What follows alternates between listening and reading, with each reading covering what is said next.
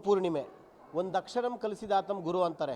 ಗುರುವನ್ನು ನಮಗೆ ಯಾರು ವಿದ್ಯೆ ಕಲಿಸಿದ್ದಾರೆ, ಬುದ್ಧಿ ಕಲಿಸಿದ್ದಾರೆ, ತಂದೆ ತಾಯಿಗಳು ಎಲ್ಲರೂ ಯಾವ ರೀತಿ ನಮ್ಮನ್ನು ಸನ್ಮಾರ್ಗದಲ್ಲಿ ಮುನ್ನಡೆಸಲಿಕ್ಕೆ ಪ್ರಯತ್ನ ಪಟ್ಟಿದ್ದಾರೋ ಅವರೆಲ್ಲರೂ ಸಹ ಗುರುಗಳೇ. ಈ ಹಿನ್ನೆಲೆಯಲ್ಲಿ ಗುರುಪೂರ್ಣಿಮೆ ಪ್ರಯುಕ್ತ ಬೆಂಗಳೂರು ಗ್ರಾಮಾಂತರ ದೇವನಹಳ್ಳಿಯ ಚೌಡೇಶ್ವರಿ ದೇವಸ್ಥಾನದಲ್ಲಿ ದೇವಿಗೆ ಚಿನ್ನಲೇಪಿತ ಅಲಂಕಾರ ಮಾಡಿ ಪೂಜೆ ಪುನಸ್ಕಾರ ನಡೀತಾ ಇದೆ. ನಾವು ದೃಶ್ಯಗಳಲ್ಲಿ ತೋರಿಸುವಂಥ ಪ್ರಯತ್ನ ಪಡೋದಾದರೆ, ಆಷಾಢ ಮಾಸದಲ್ಲಿ ಒಟ್ಟು 4 ವಾರಗಳಲ್ಲಿ ಈಗಾಗಲೇ 2 ವಾರಗಳಲ್ಲಿ ಮೊದಲ ವಾರ ಒಂದು ವಿಶೇಷ ಅಲಂಕಾರ, 2ನೇ ವಾರನೂ ಸಹ ವಿಶೇಷ ಅಲಂಕಾರ. ಹಾಗೆಯೇ ಇವತ್ತು ಗುರುಪೂರ್ಣಿಮೆ ಪ್ರಯುಕ್ತ ಚಿನ್ನಲೇಪಿತ ಅಂದರೆ ಪಂಚಲೋಹಗಳು, ತಾಮ್ರ, ಬೆಳ್ಳಿ, ಚಿನ್ನ, ಹಿತ್ತಾಳೆ ಮತ್ತು ಕಂಚು ಎಲ್ಲ ಲೋಹಗಳನ್ನು ಮಿಶ್ರಣ ಮಾಡಿಕೊಂಡು ಪಂಚಲೋಹದಲ್ಲಿ ಚಿನ್ನದ ಕವಚವನ್ನು ಮಾಡಿ ದೇವಿಗೆ ಅರಕೆ ಚೌಡೇಶ್ವರಿಗೆ ಅಲಂಕಾರ ಮಾಡಿ ಆ ದರ್ಶನ ಪಡ್ಕೊಳ್ತಕ್ಕಂಥ ಒಂದು ಒಳ್ಳೆ ಕೆಲಸ ಆಡಳಿತ ಮಂಡಳಿ ಮಾಡಿದೆ. ಈ ನಿಟ್ಟಿನಲ್ಲಿ ಗುರುಗಳಿದ್ದಾರೆ, ಮೇಷ್ಟ್ರಾಗಿ ಇಡೀ ಜೀವನ ಸವಿಸಿ ಮಕ್ಕಳನ್ನು, ಸಾವಿರಾರು ಜನ ಮಕ್ಕಳಿಗೆ ವಿದ್ಯಾದಾನ ಕೊಟ್ಟಂಥವ್ರು ಗುರುಗಳೇ. ಇವತ್ತು ಗುರುಪೂರ್ಣಿಮೆ, ಏನು ಹೇಳ್ತೀರಿ? ಗುರುಪೂರ್ಣಿಮೆ ಅಂತಂದರೆ ಇವತ್ತು ಗುರುಗಳಿಗೆ ಒಂದು ಬಹಳ ಗೌರವ ಪಡ್ತಕ್ಕಂಥ ಒಂದು ಸಮಯ ಇವತ್ತು. ಯಾಕೆಂತಂದರೆ ಗುರುಬ್ರಹ್ಮ ಗುರುರ್ವಿಷ್ಣು ಗುರುದೇವೋ ಮಹೇಶ್ವರ ಅಂತ ಒಂದು ಮಾತಿದೆ. ಏನಪ್ಪ ಅಂದರೆ ಒಬ್ಬ ಗುರುವಿನಲ್ಲಿ ಬ್ರಹ್ಮನ ಶಕ್ತಿ, ವಿಷ್ಣುವಿನ ಶಕ್ತಿ, ಶಿವನ ಶಕ್ತಿ 3 ಇರುತ್ತೆ. ಆ 3 ಮಕ್ಕಳಿಗೆ ದಾರೆ ಎರೆದಾಗ ಅವನು ಉತ್ತಮವಾದಂಥ ಪ್ರಜೆಯಾಗೋದಕ್ಕೆ ಸಾಧ್ಯ ಆಗುತ್ತೆ.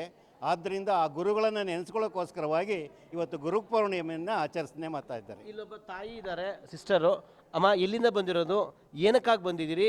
ನಿಮ್ಮ ಇಷ್ಟಾರ್ಥಗಳು ಈಗ ದೇವ್ರ ಮುಂದೆ ಇಟ್ಟು ದೇವ್ರನ್ನ ನೋಡಿ ಪೂಜೆಯಲ್ಲಿ ಭಾಗವಹಿಸಿದ್ದು ಖುಷಿ ಆಯ್ತಾ? ಇಲ್ಲಿಂದ ಬಂದಿರೋದು? ವೆಂಕಟೀರ್ಕೋಟೆ ಹೊಸಡಿಯಿಂದ ಬಂದಿದ್ದೀವಿ. ದೇವ್ರ ನೋಡಿ ಚೆನ್ನಾಗಿ ಖುಷಿ ಆಯಿತು. ಚಿನ್ನಲೇಪಿತ ಅಲಂಕಾರ. ಹೌದು, ಆನಂದ ಆಯಿತು. ಮನೇಲಿ ಜೋರಾಗಿ ಮಾತಾಡೋಂಥವ್ರು ಇಲ್ಲಿ ಕಡಿಮೆ ಮಾತಾಡ್ತಾರೆ. ಸರ್, ಈಗ ಇವತ್ತು ಏನು ಅನ್ನಿಸ್ತಾ ಇದೆ ನಿಮಗೆ? ಈ ಎಲ್ಲ ರೀತಿಯ ಅಲಂಕಾರಗಳಲ್ಲೂ ದೇವಿಯನ್ನು ಕಂಡಾಗ ಇವತ್ತು ಯಾವ ರೀತಿ ದರ್ಶನ ಕೊಡ್ತಾ ಇದ್ದಾಳೆ ದೇವಿ? ಇವತ್ತು ನಿಜವಾಗ್ಲೂ ಭಾಳ ಆನಂದ ಆಗುತ್ತೆ. ಒಂದು ಬೆಳಗ್ಗೆಯಿಂದ ಸಾವಿರಾರು ಜನ ಬರ್ತಾ ಇದ್ದಾರೆ, ಆನಂದ ಆಗುತ್ತೆ. ಮತ್ತು ಗೋಪಾಲಣ್ಣ, ಓಕೆ, ನಮ್ಮ ಗುರುಗಳು ಭಾವೋದ್ವೇಗಕ್ಕೆ ಒಳಗಾದರು ಅಂದರೆ ಯಾವತ್ತೂ ಅವ್ರು ಈ ಥರ ಉದ್ವೇಗಕ್ಕೆ ಒಳಗಾಗಲಿಲ್ಲ. ಅವ್ರಿಗೆ ಆನಂದ ಬಾಷ್ಪ, ಖುಷಿ ಆಗ್ತಾ ಇದೆ. ಈಗ ಯಲಹಂಕದಿಂದ ಬಂದಿದ್ದೀರಿ, ಕೋಗ್ಲಿಂದ ಬಂದಿದ್ದೀರಿ. ನೋಡಿ, ಇಲ್ಲಿ ನಮ್ಮ ತಾಯಿ ನಮ್ಮನ್ನೇ ಓವರ್ಟೇಕ್ ಮಾಡ್ಕೊಂಡು ಹೋಗ್ತಾ ಇದ್ದಾರೆ. ಅದು ಆಗಲ್ಲ ಹಂಗೆ. ಒಂದೇ ನಿಮಿಷ ಅಮ್ಮ, ಏನು ಅನ್ನಿಸ್ತಾ ಇದೆ ಸರ್ ದೇವರು ನೋಡಿ? ಆ ತಾಯಿ ನಮ್ಮನ್ನು ಕೈ ಬೀಸಿ ಕರೆಯೋ ಥರ ಇದೆ. ಈ ಶುಕ್ರವಾರ ಈ ಗುರುಪೌರ್ಣಿಮೆ ಪ್ರಯುಕ್ತ ವಿಶೇಷ ಅಲಂಕಾರ. ಆ ಅಲಂಕಾರ ನೇತ್ರಾನಂದ, ಕರ್ಣಾನಂದ. ಕರ್ಣಾನಂದ ಅಂದ ತಕ್ಷಣ ಆ ತಾಯಿ ನೋಡಿದ್ರೆ ಆನಂದ. ನೇತ್ರಾನಂದ, ಕರ್ಣಾನಂದ ಅಂದರೆ ಭಜನೆ ಸಹ ನಡೀತಾ ಇರ್ತದೆ. ಎಷ್ಟು ಅದ್ಭುತವಾಗಿರ್ತದೆ ಅಂದರೆ ಸಹಸ್ರಾರು ಜನ ಸಂಖ್ಯೆ ಭಕ್ತಾದಿಗಳು ಸೇರ್ತಾರೆ. ಇದೇ ರೀತಿ ಆ ಗುಡಿಯನ್ನು ನೋಡ್ತಾ ಇದ್ದರೆ, ದೇವಸ್ಥಾನ ನೋಡ್ದೆ ಅಂದರೆ ವೈಭವೀಕರಣ, ವೈಕುಂಠಕ್ಕೆ ಬಂದಂಗಿದ್ದೀರೇನೋ ಅನ್ನೋ ಭಾವಿಸುತ್ತದೆ. ಅದೇ ಭಕ್ತಾದಿಗಳು ಆ ಶ್ರದ್ಧೆ ಭಕ್ತಿಯಿಂದ ಕೂತಿರೋದು, ಆ ಅಲಂಕಾರ, ಆ ವೈಭವ ನಮ್ಗೆ ಈ ತಾಯಂದಿರನ್ನೆಲ್ಲರೂ ನೋಡಿ ವಿಜೃಂಭಣೆಯಿಂದ ಇರ್ತದೆ. ಅದರಿಂದ ಇಲ್ಲಿ ಅರಕೆ ಚೌಡೇಶ್ವರಿ ಅಂತ ಹೆಸರುವಾಸಿ ಆಗಿರೋದ್ರಿಂದ ಶುಕ್ರವಾರ ಅದೇ ಕಾರಣಕ್ಕೋಸ್ಕರನೇ ಆ ತಾಯಿನೇ ಬರ್ಮಾಡ್ಕೊತದೆ ಎಲ್ಲ ಭಕ್ತಾದಿಗಳನ್ನ. ವಿಶೇಷವಾಗಿರೋದ್ರಿಂದ ಈ ಚೌಡೇಶ್ವರಿಗೆ ನಮ್ಮ ಪಾದದಲ್ಲಿ ವಂದಿಸುತ್ತಾ 2 ಮಾತು ಮುಗಿಸ್ತೀನಿ. ಈಗ ನಮ್ಮ ಗುರುಗಳನ್ನು ಇನ್ನೊಬ್ಬ ತಾಯಿ ಮಾಲೂರಿಂದ ಬಂದಿದ್ದಾರಂತೆ, ಮೇಲೂರು. ಮಾತಾಡ್ಸೋಣ. ಏನು ಅನ್ನಿಸ್ತಾ ಇದೆ ದೇವ್ರನ್ನ ನೋಡಿ? ನಮಗೆ ತುಂಬ ಸಂತೋಷ ಆಯಿತು. ಆ ಮಹಾತಾಯಿನ ಯಾವಾಗೂ ಬರ್ತೀರಿ ನಾವು ದರ್ಶನಕ್ಕೆ. ಬಂದ್ರೂ ಆಷಾಢದಲ್ಲಿ ವಿಶೇಷವಾದ ಪೂಜೆಗಳೆಲ್ಲ ನಡೀತಾವೆ. ಅಷ್ಟೇ ಸತ್ಯ ಐತೆ, ಅಷ್ಟೇ ಜನಗಳಿಗೆ ನಂಬಿಕೆ ಐತೆ. ನಮ್ಮ ಭಕ್ತ ಮಂಡಳಿಯವರೆಲ್ಲನೂ ತುಂಬ ಚೆನ್ನಾಗಿ ನಡೆಸ್ಕೊಡ್ತಿದ್ದಾರೆ. ತುಂಬ ಸಂತೋಷ ಆಯಿತು ನಮಗೆ. ಅಯ್ಯಮ್ಮನ ಆಶೀರ್ವಾದ ಎಲ್ಲರ ಮೇಲೂ ಇರಲಿ ಅಂತ ನಾವು ಕೇಳ್ಕೊಂತೀವಿ. ನಿಮಗೂ ಒಳ್ಳೆಯದಾಗಲಿ. ಇಲ್ಲಿ ಹಿಂದೆ ನಾನು ಸುಮಾರು ವರ್ಷಗಳಿಂದ ಬರ್ತಾಯಿದ್ದೆ. ಪರಮಪೂಜ್ಯ ಅಶ್ವತ್ಥಪ್ಪ ಗುರೂಜಿಯವರು ಸಹಜಾಷ್ಟಾಂಗ ಯೋಗ ಸಂಸ್ಥಾಪಕರು. ಅವರು ನಮ್ಮನ್ನು ಒಂದು ಸತ್ಸಂಗಕ್ಕೆ ಅಂತ ಕರ್ಕೊಂಬರೋದು. ಅಂದರೆ ಈ ದಸರಾ ಹಬ್ಬ ಉತ್ಸವದಲ್ಲಿ ನಮ್ಮನ್ನು ಸತ್ಸಂಗ ಅಂತ ಕರ್ಕೊಂಬಂದು ಇಲ್ಲಿ ಭಜನೆ ಮಾಡೇವೆ. ಆ ಭಜನೆ ಮಾಡಿದಾಗ ನನಗೆ ಅನಿಸ್ತಾ ಇತ್ತು, ಚಿಕ್ಕದಾಗಿತ್ತು ಅವಾಗ, ಒಂಥರ ಚಿಕ್ಕದಾಗಂತ. ಈಗ ಯಾವ ರೀತಿ ಆಗಿದೆ ಅಂದರೆ, ಮಾಧ್ಯಮ ಮಿತ್ರರು ಇಷ್ಟೊಂದು ಮಾಧ್ಯಮಗಳು ಇಷ್ಟೊಂದು ವೈಭವೀಕರಣ ಈ ಕ್ಷೇತ್ರನ ವಿಜೃಂಭಣೆ ಮಾಡ್ತಾ ಇದ್ದಾರೆ ಅಂದರೆ ಇದು ಶಕ್ತಿ ಇರೋದಕ್ಕೆ ಅಂತ ನನ್ನ ಭಾವನೆ ಅನ್ನಿಸ್ತಾ ಇದೆ. ಎಷ್ಟೋ ಅರಕೆಗಳು ನೆರವೇರ್ತಾ ಇದೆ, ತಾಯಂದಿರು ಜಾಸ್ತಿ ಆಗ್ತಾ ಇದ್ದಾರೆ. ನನಗೂ ಅನ್ನಿಸ್ತಾ ಇದೆ, ಮುಂದಿನ ದಿನಗಳಲ್ಲಿ ನಾನು ಯಾಕೆ ಒಂದು ಸಂಕಲ್ಪ ಮಾಡಿ ಆ ತಾಯಿಗೆ ಮೊರೆ ಹೋಗಬಾರ್ದು ಅನ್ನೋ ಒಂದು ಮನಸ್ಸಿನ ಒಂದು ನನ್ನ ಭಾವನೆ. ಇನ್ನಷ್ಟು ನಮ್ಮ ಶಕ್ತಿ, ಆ ಭಗವಂತನ ಆಶೀರ್ವಾದ, ಆ ತಾಯಿ ಆಶೀರ್ವಾದ ಎಲ್ಲರ ಮೇಲೆ ದೊರಕಲಿ.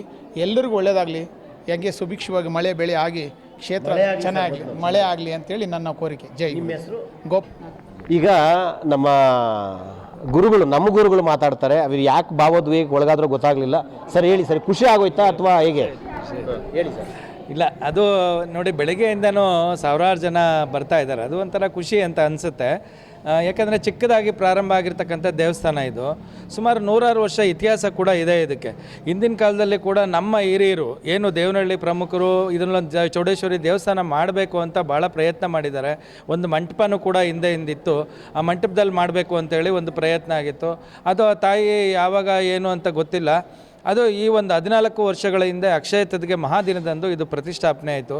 ಪ್ರತಿಷ್ಠಾಪನೆ ಆದಲ್ಲಿ ದಿನದಿಂದ ಒಂದಲ್ಲ ಒಂದು ರೀತಿಯಲ್ಲಿ ದಾಸೋಹಗಳು ನಿರಂತರವಾಗಿ ನಡ್ಕೊಂಬರ್ತವೆ. ಅದು ಸಾಧಾರಣವಾಗಿ ಆಗುವಂಥದ್ದಲ್ಲ. ಅದು ಒಂದು ದೇವಸ್ಥಾನ ಒಂದು ನಡಿಬೇಕಾದ್ರೆ ಅದು ಪ್ರತಿ ದಿವಸ ಹಿಂಗೆ ಸಾವಿರಾರು ಜನ ಬರಬೇಕಾದ್ರೆ ಆಗಬೇಕಾದ್ರೆ ಒಂದು ದೇವಿ ಶಕ್ತಿ ಅವರೇ ಜನಗಳೇ ಮಾತಾಡ್ತಾ ಇದು ಅರ್ಕೆ ಚೌಡೇಶ್ವರಿ ನಮ್ಮ ಅರ್ಕೆ ಮಾಡ್ಕೊಂಡ್ವಿ, ನಮ್ಗೆ ಆಯಿತು ಅಂತೇಳಿ ಅವರೇನೆ ಇದು ಮಾಡ್ಕೊಳ್ತಾ ಇದ್ದಾರೆ. ಹಾಗಾಗಿ ಆ ತಾಯಿ ಸಂಕಲ್ಪ ಪ್ರತಿ ಶುಕ್ರವಾರ ರಾವು ಕಾಲದಲ್ಲಿ ಅಮ್ಮನಿಗೆ 10:30 12 ಗಂಟೆಗೆ ರಾವು ಕಾಲದಲ್ಲಿ ಆನಂದವಾಗಿ ಅಭಿಷೇಕ ಆಗುತ್ತೆ. ಅಭಿಷೇಕದ ನಂತರ ತಾವು ಯಾರನ್ನ ಅರ್ಕೆ ಸಲ್ಲಿಸೋಂಗಿದ್ರೆ ಅಮ್ಮಂಗೆ ಯಾವುದೇ ರೀತಿ ಅಲಂಕಾರ ಇರೋದಿಲ್ಲ. ಅವಾಗ ಅಭಿಷೇಕದ ನಂತರ ತಾಯಿಗೆ ಶಕ್ತಿ ಇರೋದ್ರಿಂದ ಅವರು ಅರ್ಕೆಯನ್ನು ಸಲ್ಲಿಸಲಿ, ಎಲ್ಲ ಬರ್ತಕ್ಕಂಥ ಎಲ್ಲ ಭಕ್ತರ ಕೋರಿಕೆಗಳನ್ನು ಆ ತಾಯಿ ಈಡೇರಿಸಲಿ. ಆ ತಾಯಿ ಕರುಣಾಮಯಿ ತಾಯಿ. ಇದುವರೆಗೂ ಸಾವಿರಾರು ಅಲಂಕಾರಗಳಾಗಿದ್ದಾವೆ.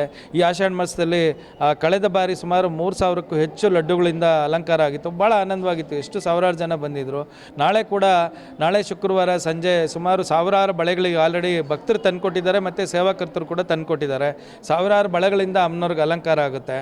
ಮತ್ತು ಅದ್ರ ಮುಂದಿನ ವಾರ ಹಣ್ಣುಗಳಿಂದ ಅಲಂಕಾರ ಆಗುತ್ತೆ.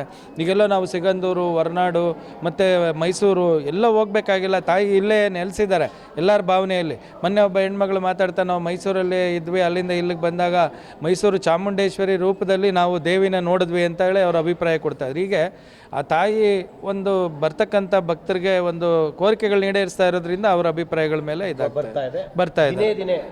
ವರ್ಷಕ್ಕೆ ತಿಂಗಳಿಗೆ ಭಕ್ತರ ಸಂಖ್ಯೆ ಜಾಸ್ತಿ ಆಗ್ತಾ ಇದೆ.